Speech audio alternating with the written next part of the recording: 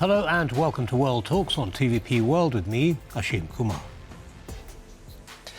This week, the CPAC, or Conservative Political Action Conference, Hungary 2026, brought US and European conservatives to Budapest, featuring a video endorsement from Donald Trump for Hungarian Prime Minister Viktor Orban ahead of April elections.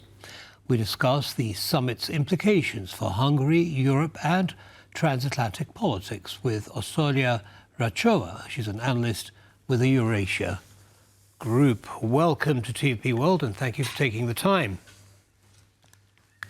Thank you for having me. It's a pleasure. So how would you assess Viktor Orban's chances as things stand at the moment at the election in April? Yeah, so we have 22 days to go until the elections, and what we have seen so far is very clear lead by Péter Magyar's TISA party in the polls, almost a consistent lead in nearly all independent polls, and that's something that we haven't seen in 16 years, in the last 16 years. So I think that for the first time in 16 years, Viktor Orban has a real challenger, and I think right now Péter Magyar has a better chance of winning the elections as opposed to Viktor Orban.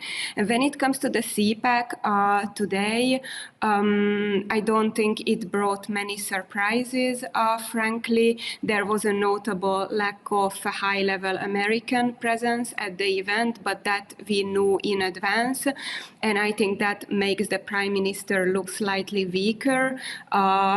People were expected to see some high-level American presence, even if not Donald Trump, but J.D. Vance or someone else from the administration, and we have not seen that.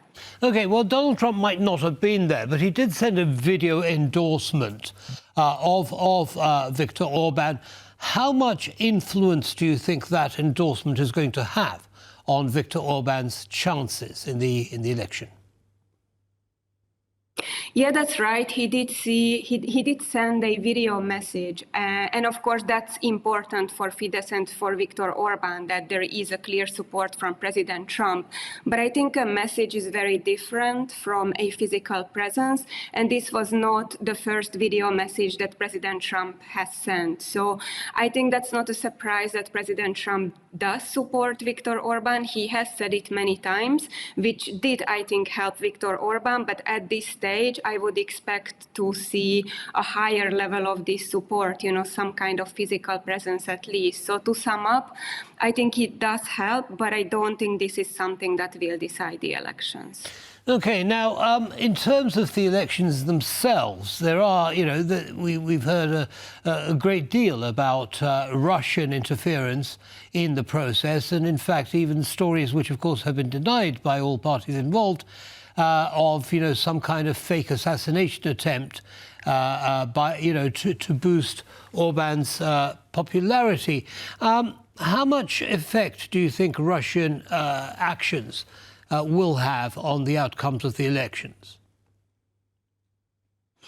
Yeah, this has been widely reported even over the past week that there is significant Russian interference being prepared. So I don't think that's a question in anyone's mind.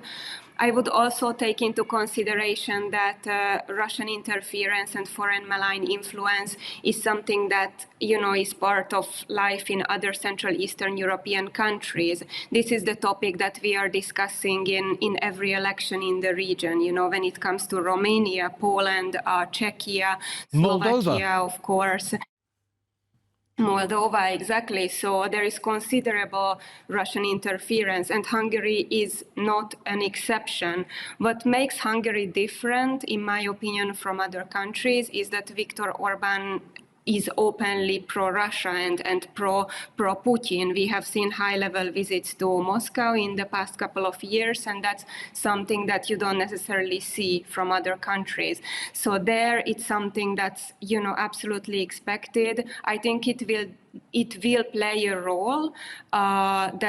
We shouldn't deny that. But the question is, how good is Péter Magyar in talking about these issues? How good he is in bringing this to the forefront of discussion and make sure people are talking about it? And it's a question also to the international community. To what extent is being monitored and to what extent evidence is being collected? I think that will be very key to see. But overall, in your opinion, it's not going to interfere with the actual election process per se. Is that correct? We don't know. That's something that we will see later. There are accusations out there. I think there are still plenty of tools that Fidesz can use, and also the Russians can use. You know, online interference, social media campaigns. It's different than interfering into the electoral process, and that might be enough. If it's enough for Fidesz to win, then we don't even need to talk about actual interference into the electoral process itself. What I want to emphasize, and I think this is something that people are underestimating as well, is that Fidesz is very good in campaigning, and it's very good in preparing smear campaigns. We know that Péter Magyar has been very resilient, but we don't know how his candidates' resilience are going to be. And I do think that these elections will be decided in the constituencies, so it's actually key to see how resilient those candidates will be. I'm sure there will be targeted campaigns against them. That's always part of elections. So I think that will be one of the most important things, because that's something that can decide the elections. I mean, we shouldn't forget that Hungary's electoral system is very complex. It has two lists. One is a national list and the other one is a constituency list. So constituencies do play a big role in how candidates are performing there. OK, we shall see what happens there on the 12th of April. Now, talking of Russian influence, Prime Minister Babiš in the Czech Republic has also been accused of having a perhaps too close relationship with Putin. And the people don't seem to like it. An enormous demonstration today, on Saturday, estimates of up to 250,000 people demonstrating against Prime Minister Babiš. What is the accusation? What is it specifically that the people are unhappy about? Yeah, you're right. This was a quite sizable demonstration, and the focus was mostly on domestic issues. So what people are unhappy about is a new law that the government wants to introduce, and that's the foreign agent law, or many call it as a Russian law, Russian agent law. Countries actually in the neighborhood do have similar laws already in place, but this would be a first for Czechia. But this is not the only thing. The other issue is around media independence and media financing, as well as NGO independence. This is something that we have known that these laws were being prepared. Question was whether the government actually wants to do them or not. Now they are being drafted. So this is something that the public is against.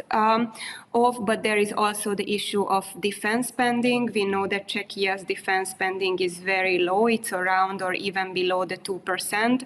And when you have, two wars, especially the Ukraine war going on, even though Ukraine is not a neighboring country of Czechia, there are still security concerns. So that's something that people are not happy about that either. And yes, of course, as you say, there is also a general foreign policy orientation, pro-Russia, pro-Ukraine.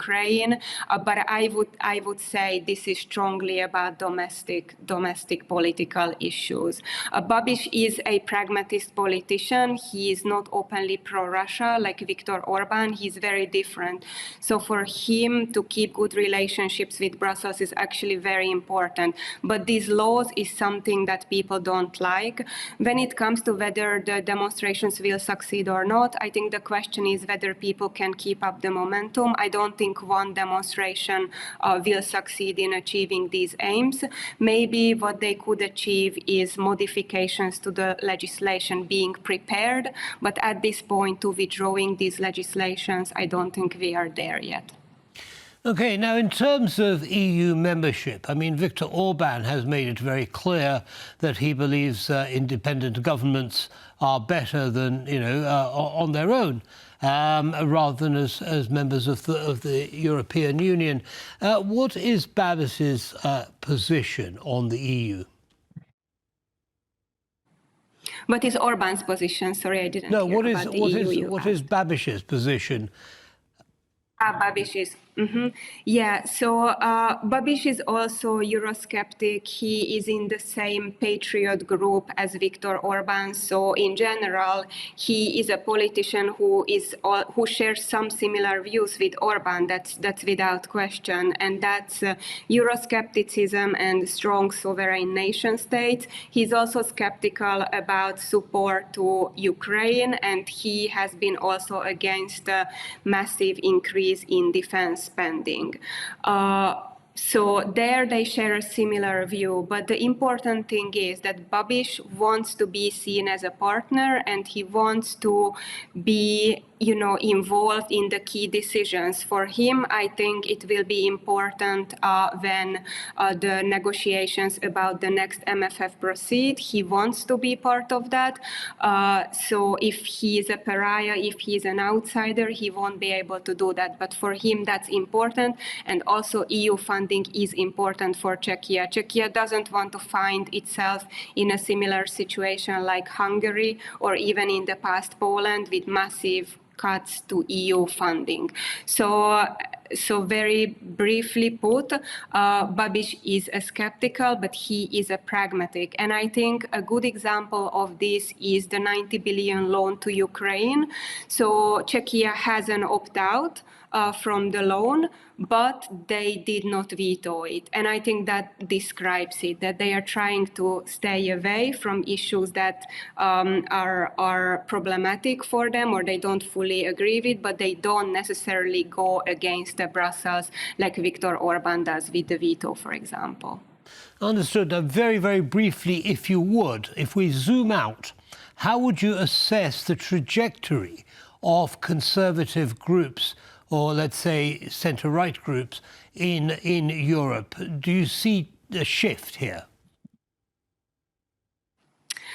That's an excellent question. I do see some shift there. It's actually important that you ask conservative groups because there is a difference with other political orientations. I think that leaders who are pro-sovereign nation states are getting stronger, and that shows Babis's victory, Nawrocki, we know in Poland, even though we will see it in the next Polish elections. So I think that will be important to watch, along with other elections in the EU. So I think 2027 is something that we are watching very closely, because that will be telling. Also this year, 2026, could be decisive for the EU as well, because the EU is facing, just like everyone else, two serious wars going on, and that's Ukraine and now the Middle East. So also the EU's, decision-making power coherence will be tested. And we know that there are nation states who want to make the key decisions themselves, and that's, for example, Viktor Orban, who is pro the sovereign nation state. So I do see some shift, but I don't think it has been decided yet. I think 2027 is something that will show us. Indeed, we'll be watching carefully. Orsolya, Ráczová, thank you very much indeed for sharing your analysis with our audience. Have a good evening. Thank you. Thank you. Brings us to the end of this episode of World Talks. Don't go away, lots more coming up. Goodbye.